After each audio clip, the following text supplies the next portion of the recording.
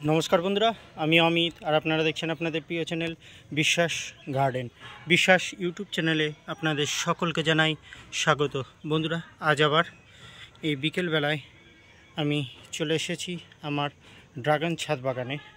দেখুন বন্ধুরা, এখন যেহেতু নভেম্বর মাসের প্রায় শেষের দিকে বলতে পারেন, অ্যাকচুয়াল শেষ হয়নি, তো এখন কি হচ্ছে, সন্ধ্যের দিক থেকে ঠান্ডা যেহেতু পড়ে গেছে, সন্ধ্যের দিক থেকে প্রচুর পরিমাণে কুয়াশা পড়ছে এবং একটু রাত হলে এই গোটা ড্রাগন গাছগুলি ভিজে মনে হচ্ছে কেউ জল দিয়ে স্নান করিয়ে দিয়েছে।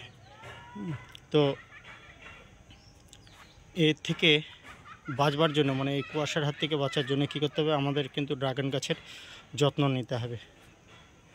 নিচে তো কিছুদিন আগেই, এর আগে আমার ভিডিও লক্ষ্য করলে আপনারা দেখে থাকবেন যে নিচে আমি খাবার যথেষ্ট পরিমাণে দিয়েছি। কেননা এ দেখুন, ছোট ছোট যে কুশিগুলো ছাড়ছে কিছু গাছের, এখনও সব গাছের ছাড়া শুরু করেনি, এগুলোর খাবারের প্রয়োজন রয়েছে।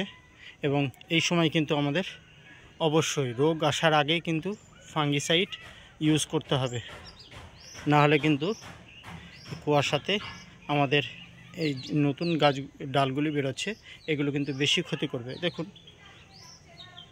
এখানে দেখায় কেবল কেবল শুরু হয়েছে। দেখুন, দেখুন হালকা, ভালো করে লক্ষ্য করলে দেখে দেখুন এরকম। তো এখনই যদি আমরা এর ব্যবস্থা গ্রহণ না করি, তাহলে কিন্তু ডালগুলি আস্তে আস্তে কী হবে, ফাঙ্গাসে গোটা ডালটিকেই জর্জরিত করে ফেলবে এবং এত সুন্দর এবং পরিপক্ক ডাল নষ্ট হয়ে যাবে।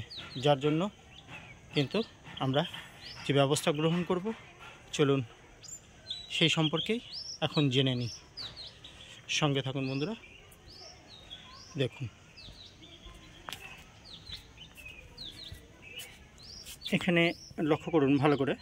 দেখুন বন্ধুরা, এটি আপনারা একবার এক এক রকম ফাঙ্গিসাইড ইউজ করার চেষ্টা করবেন। দেখুন, এটি আমি নিয়ে নিয়েছি কুমানেল সিনজেন্টা কোম্পানির। দেখুন জায়রাম এই কম্পোজিশনটা, এটি আমি পার লিটার জলে 3 ml করে নেব। আবার রিপিট করছি, পার লিটার জলে 3 ml করে নেব। এবং এর সাথে আমি যেটি ইউজ করব, দেখুন নিচে যেহেতু জৈব সার প্রয়োগ করেছি, সেগুলো গাছ সংগ্রহ করতে সময় তো লাগবে, তাই উপরেও আমাদের এই যে নতুন কুশিগুলো বেরোচ্ছে, দেখুন এগুলোকে এখনই আমাদের খাবার প্রোভাইড করাতে হবে। তার জন্য দেখুন, দেখুন ভালো করে লক্ষ্য করুন, এখানে আমি ডালপালাগুলো ছোট করে দিয়েছি, এদিকে ভালো করে লক্ষ্য করুন।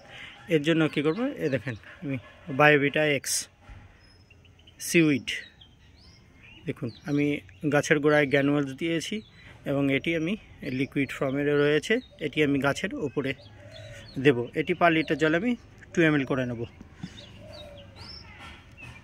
এটি আপনারা একটু বেশিও নিতে পারেন, 2.5 mlও নিতে পারেন, কোনো ব্যাপার নাই। এবং এরপরে আমি যেটি দিব, গাছ যাতে দ্রুত, অর্থাৎ গাছের সার্বিক বিকাশের জন্য যেটি প্রয়োজন নাইট্রোজেন, সেটি কিন্তু এখন দেব। এখন তো আর বৃষ্টি নেই, তাই দেখুন এটি হচ্ছে আমি নিয়ে নিয়েছি ইফকোর ন্যানো ইউরিয়া। এটিও আমি পার লিটার জলে 3 ml করে নেব।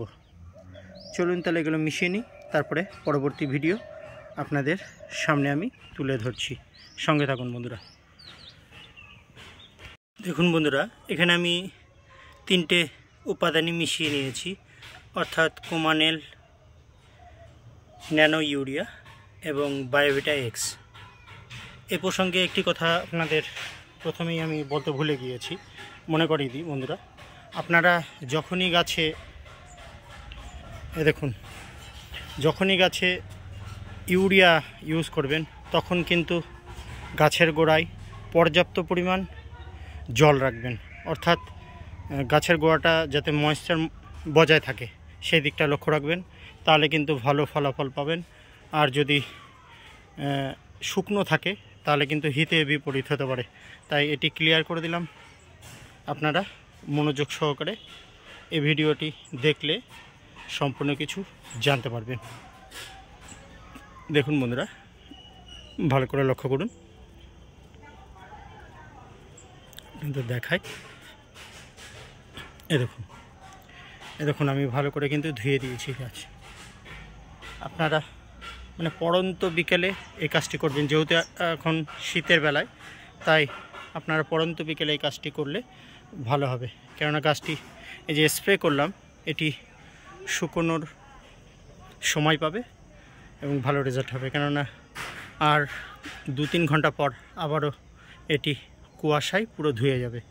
তাই যে সার্ভিসগুলো ইউজ করছি সেগুলো গাছ শোষণ করতে একটু সময় পেয়ে যাবে এবং তাতে খুবই ভালো রেজাল্ট পাবেন।